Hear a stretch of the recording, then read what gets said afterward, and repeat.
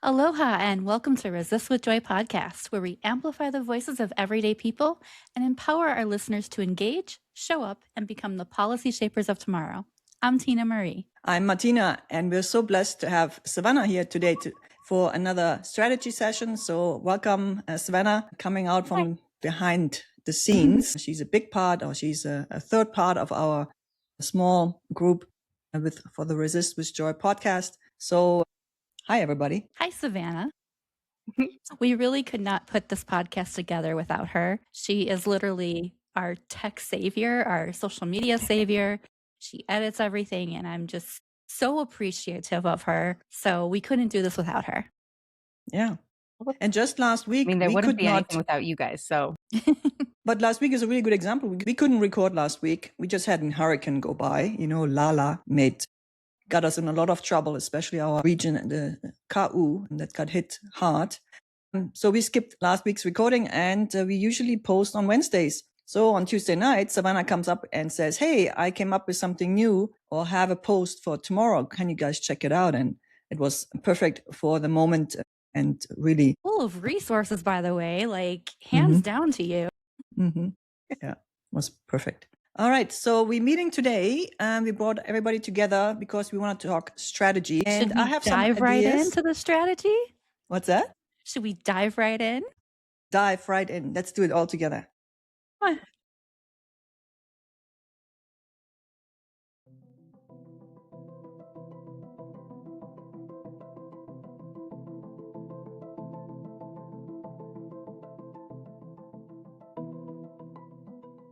Yeah. I want to start out by acknowledging that I have a new haircut. You do. and it looks amazing. That's right. My hair is going to get significantly lighter over the next few weeks because I purposely do not dye it in the summertime. It is way too hot. My hair is always in a bun anyways, and I'm going in the pool. So we have a community pool, and it just strips out my hair dye. So it's going to get significantly lighter, and I will re-dye it mid-September. Just thought everybody should know.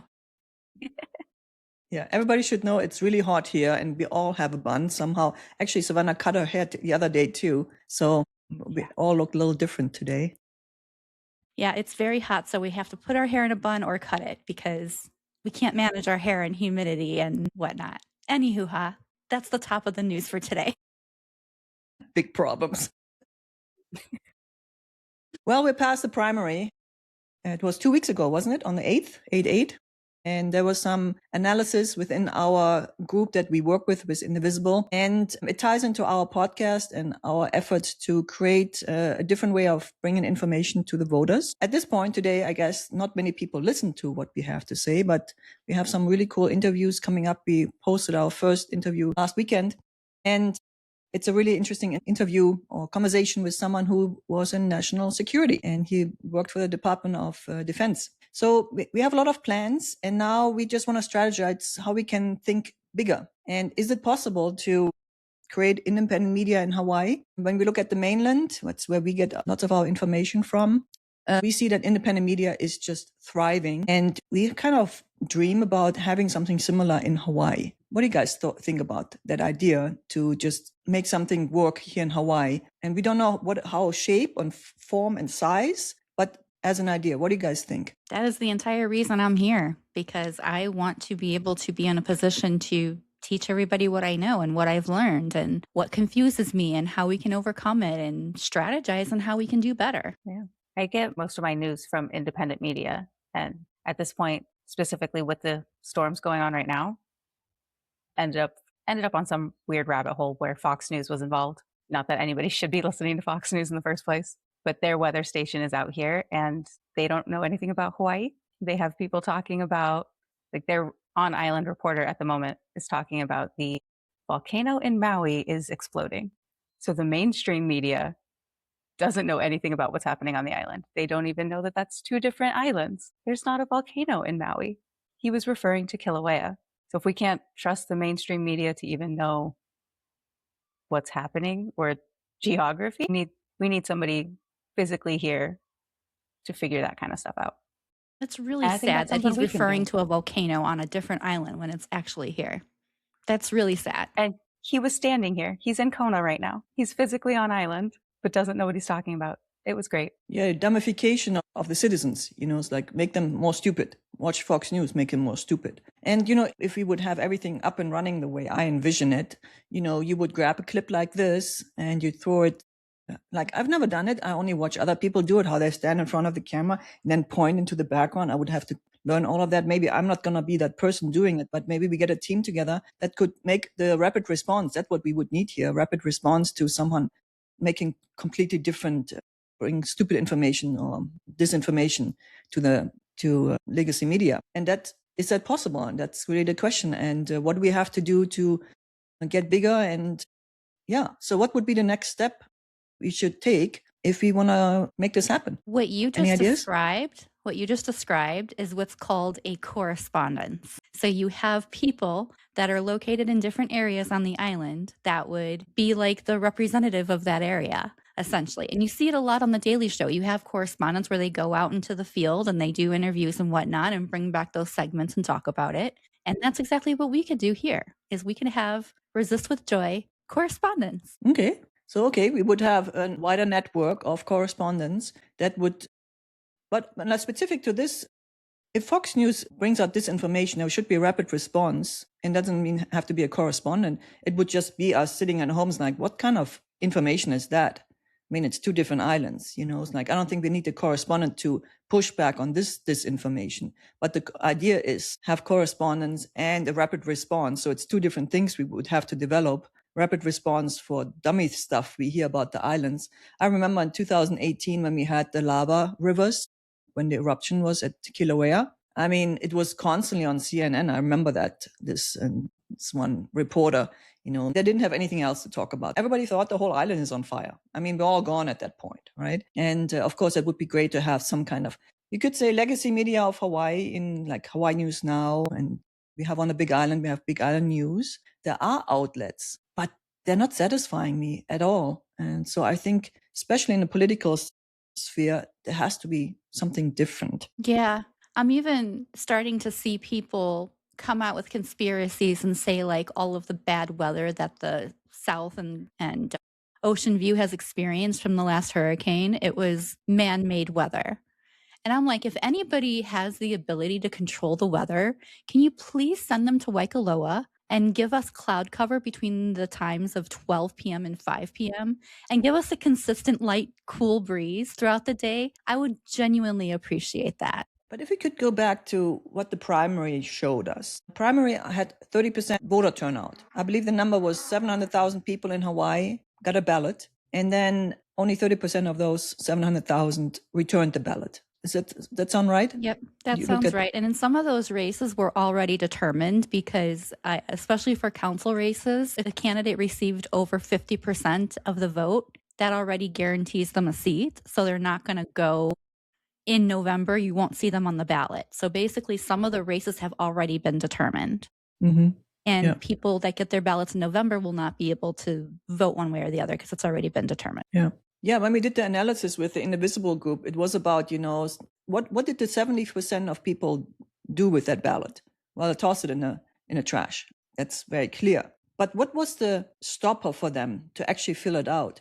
And one of the big efforts that we would like to develop now in the next 2 years to the next big elections is to have good voter information about the candidates. And I really would enjoy that work. There goes my background. Hey, Whoever's controlling the weather, listen to me. They're giving me a light, cool breeze. Don't fly away. So hold on to your table. People controlling the weather. They listen. All right. Anyway, we came back to this idea that, I guess in Washington State, one of our IHS Indivisible leaders used to live. And there was a group that actually did exactly that work. And for him as a voter, he said when he used to vote in Washington State, he just went to that website and could see interviews or has just more information and questionnaires. And what we have right now is called Civil Beat that has kind of a voter guide, but I think it's not enough. It has to be more in depth. The question is, can Indivisible create something like that? I'm up for the challenge because with today's tools, we can do so much more. And Civil Beat for me is also, it's this one way, this legacy media here in Hawaii established. You either watch Hawaii News Now or KHON2 or read Civil Beat and then maybe Honolulu Advertiser. And I think I think at this point, before we try to figure out like what else we need to get a good survey going to the populace, either whether we advertise that in the news or on segments or on social media. But I want to know why people aren't voting, why people didn't turn in their ballot. Is it because they were too busy and overwhelmed with information? Is it because that they don't think anyone getting in politics is going to do anything? Are they just, stressed out? Like, what are the reasons why people don't vote? What causes their apathy, and how can we change that? What can we do as independent media or as content creators help you to make decisions and be more encouraged to vote? Yep. I talked to somebody today while I was running errands, and she mentioned that she doesn't talk about politics, involve herself at all, because it's too depressing. There's too much going on and it's upsetting. So she doesn't pay attention to it. So that's a I big believe issue. but I think it's also this cultural thing, or just geographic thing. We live in Hawaii because we want to be away from the mainland. We make it happen here. And it's not being said for the folks that grew up here or are indigenous. It's their home, but it is, we're geographically thousands of miles away from the rat race. That's what they used to call it on the mainland. There's a reason that we live here, but it still affects us. That's kind of the connector we have to, that's the key, to make sure people understand why it's important to stay engaged. And because the primary is so important in Hawaii, because this state is being led by one party for decades. And the general election, like you said earlier, some races are already decided because in the primary, someone had more than 50%. They don't even have to go to the general election. It's a nonpartisan votes, probably, yeah. Yeah. So all that information, I didn't know that a year ago. All that stuff, it just came through this primary that I educated myself. And then I have this desire to teach other people. But the question is, how do you do it? It would be great to have someone on the podcast and interview them about how they went from being apathetic and to now not being apathetic and being more engaged, and like what was the turning point for them. Well, that would be the interview we had with the two ladies. What were their names? Is Mona and Estrella. Mona and Estrella. They came from 0 to 100, right? Mm-hmm. But how can we multiply that? That's the Exactly. question. Yeah. All right. Okay. So when we think of independent media, is it just the three of us continuously? I have these ideas to expand and bring more contributors. How do you feel about that? I'm totally game with this. The more the merrier. We have more opinions. We have more people's perspectives. We have our own brains, but hearing other people from different perspectives on how things work and what's going on in their community, it would be great to get that understanding and insight. Mm-hmm. Yeah. We have a connection now with Della. Getting Della on, even if it could just be one interview, but if we could get her on regularly, that would be amazing. That's a whole different perspective that we could have. Della, this is our invitation for you to come on Resist with Joy.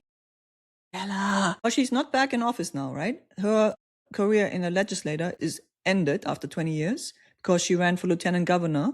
Mm-hmm. So she must orient herself to different things. And I would be absolutely delighted to have a regular contributor like Della, because she has so much. Our tagline is I have to read it. Showing up to shaping policies. And she shaped policies. Mm-hmm. So if we have this insider knowledge and we could get it out to the public, so I think that would be absolutely amazing. And there's another gentleman, I don't even know, he has his own podcast. His name is Gary from Kauai, just to have more voices that are actually in that space. Gary Hooser? Yes. I would love to have him on the podcast too. Yeah. You've gotten his attention at least once. You're on his radar. So Tina Marie's already on his radar. So. He gave me an endorsement when I ran for state party chair for the Democratic Party. And I never even met him before either. That was, it's funny because I've heard about his blogs and I've read a few of them. And then when he gave me an endorsement, I was like, wow, I didn't even ever meet this man, but he knew what I was about and was able to give me an endorsement. And I was very flattered. So thank you. And I would love to have you on the podcast. So yeah, I envision it. If we think, I started supporting independent media 6 years ago. It was Midas Touch when they just started in 2020. And I saw how they grew from those three brothers to having now so many contributors with their own YouTube channel. But I do believe Hawaii is a different environment. I think we should all be on one YouTube channel with our own playlists, but it would constantly be content that we push out and then into social media, and that's how people find us. And what I would really like to do too is we all work with Indivisible, right? We are in the chapters, and I work with the statewide network too, and all of you guys, all of us work with statewide. So statewide is the overarching organization, but there's a lot of chapters, and we are in the leadership of one chapter, Kona Indivisible. And then we do the work also with the statewide network and use them as a vehicle to get to people that are in the political space. But I think the people that read Indivisible or get their newsletter, if we attach ourselves to that vehicle, we have a podcast now for Indivisible. And it's called, let's say, Resist with Joy. I'm actually thinking about a little bit different title, but we can all discuss that. But I think our tagline is perfect because that's what Indivisible is trying to do too. Engage the unengaged and shape policy because we show up. That's kind of this whole narrative of this.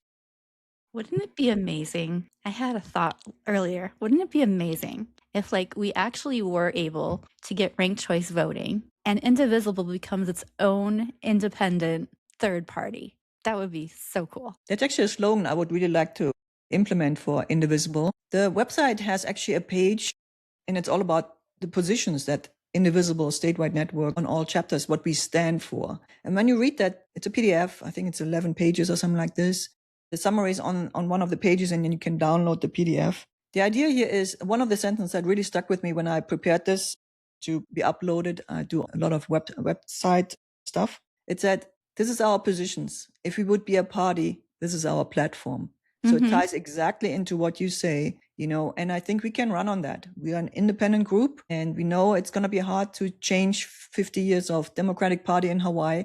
But man, we can look over your shoulder, your politicians. And for example, Ed Case, he should still, we're not done with this guy. Yeah, he won the primary. That doesn't mean we're not going to show up at his doorstep anymore. We're going to knock on his door. We're going to say, hey, we don't like this, what you did. And we're going to tell you about it. I think it's possible to do that. Absolutely. All right. So you said we want correspondents. We need a rapid response team, and we need new contributors, right?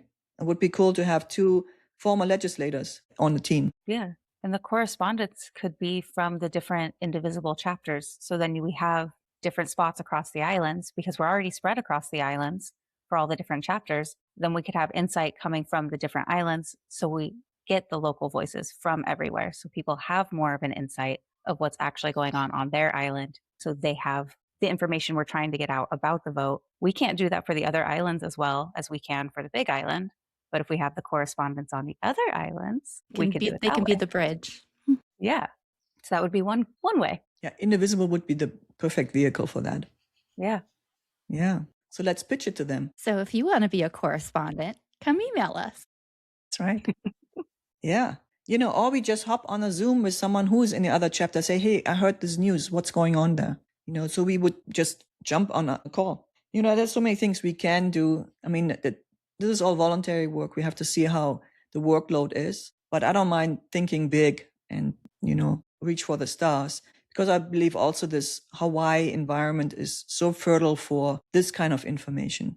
Just normal people doing independently stuff, inform people. Another thing we can do too is hosting group events. So similarly to what we do with our beach socials for our Indivisible chapter, we can go around the islands and just have mini citizen town halls in person. Just talk to people and see what's on their mind and report back. That goes back to the survey. So the survey work doesn't have to be an email like, hey, fill out this. You would actually actively go to the people and say, did you vote in the primary? If not, there you go. We also have some of it. Yeah. It's upside down, but we already have a blueprint for some of that survey going on. Okay. That's great. So survey, correspondents, contributors. In-person events. Yeah. What that is listen to people, right? Seems to be, and of course, corporate news wouldn't be interested in that. They have their lane already. They're set. And we're trying to figure out how to engage the unengaged. So that's cool. All right. Okay. So can I pitch you guys should we continue to be Resist with Joy, or would you be open to something else? I will never change our tagline. Never. I think that's the coolest tagline ever. But the question is someone like Della, if we get her as a contributor, or the Gary from, I think he's in Kauai, if they would resonate with that name, What do you guys think? I really do like our resist with joy because I use it a lot when I talk to people. It's like this is how we resist. You know, this is our joy. We carry through, you know, the resistance. We carry through the crap basically by finding pockets of joy, and that in itself is resistance. Having said that, if you have other ideas, I'm always open to hearing them and considering them. Mm-hmm. And if they come on and have their own segments, it could be under the Resist with Joy name and the channel, but their individual segments could also have their name. So it's insert name here Exactly. with Resist with Joy. So it could always work it that way too. Great. Yeah. Have you heard of a podcast called I've Had It? I Have have you heard not, that? but I like it. Her name is Jennifer Welch and her friend, and they are really big now in independent media. The beauty is independent media is so big now, and that's our advantage, right? Because we circumvent a lot of independent media. Just have so many good talents now. Have you heard of Katie Fang? She used to be on MSNBC, which is MS now. She's a trial lawyer. They let her go at MS Now, and then she attached her channel or her new career to Midas Touch. So she's a contributor to Midas Touch with her own YouTube channel. I think she's also at 800,000 people on YouTube and Substack. But what's so special about her is she's the one that has filed a lawsuit against the Department of Justice and saying she needs to get, as a journalist, she needs to get the Epstein files because everything is this cover up, doesn't let her do her work correctly. And the interesting part here is she had to prove to the judge that she has standing, and the judge said, yeah, you have standing as a journalist. It's a really interesting development. And there's a lot of things happening with the Epstein files still because of Katie Fang. You know, so that is a really interesting woman to follow. And there's so many others. I follow so many people, but it's so interesting to, everybody has their own little YouTube channel and a Substack. We have that too. We just need to grow a little bit. But the You've title explained who she was. I think it's ringing a little bit of a bell now. I maybe just not have been able to put a face to the name, but that makes sense. Mm-hmm. And then the other folks that I follow is Jennifer Welch and her friend. I don't remember her name, but the title of the podcast is I've Had It. They just have enough from all this BS that's going on. And she has a fast mouth and she doesn't hold back with words that we usually say should be bleeped this out. You know, she just goes through it. And so my thing was about Resist with Joy. I like this title a lot too. But for me, it was like another title would be Not So Polished, because we are not polished, right? And it's this thing, the draw in is like, well, we're not so polished, but we have really good information for you with the tagline from showing up to shaping policies. It's just an idea, but I'm mull this over my head all the time because I have such a strong desire to make something happen here in Hawaii. And the question is, how do we do it, right? So yeah, that's an interesting title to mull over. I mean, do we need more editors? Do we need social media management? I think pretty sure Savannah would love the help. Especially on the social side. If anybody's been looking at our socials for the last few weeks, there's crickets. I do not have things going right. All three of us are so tapped out right now. Like I have the clips, I have them working. It's just getting it going and getting it pushed out. Yeah. Yeah. So I also because I do so much for the Indivisible website, the statewide network, we are also in this phase where we already have a really cool concept for the events page and the chapter pages and how we display everything. But there's also a lot of posts, like a blog post, you know, they're called custom post types, CPTs. And right now we have one for everything that has to do, for example, with the resources. And under the resources, there could also be personal contributions, just leadership thoughts and stuff like this. And there could also be blog posts, what we're talking about on a podcast. Because when I watched recently a marketing video and it was about the flow of information, how do you digest everything? And the message was like, you start with video, exactly what we're doing here right now. And then you just transcribe it and then you create a blog post and then you create social media out of it.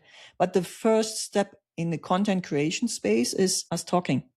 Yes. So if we have contributions from a Della or a Gary of certain things, what happens technically in the legislature in Honolulu, and then we have our just normal people stuff too. We're talking on Sundays, or we have the interviews, you know, that could all go through that website too. And it would be such a content-rich environment for people to find stuff. And so we have the drawback back to Indivisible. And the vehicle is there. I mean, I built it, really. I built it. This is my contribution to this organization. And we should take advantage of that. And there was a situation last week or 2 weeks ago. I think how the Democrats are being labeled now, because the Americans just want to label people, right? That seems to be also a very cultural thing. And we talked about it, about being left or being on the right in America. And where I say, I'm a centrist, but you guys would call me a radical left. There's a lot of talk about it with, what's it called, DSA, Democratic Socialist of America.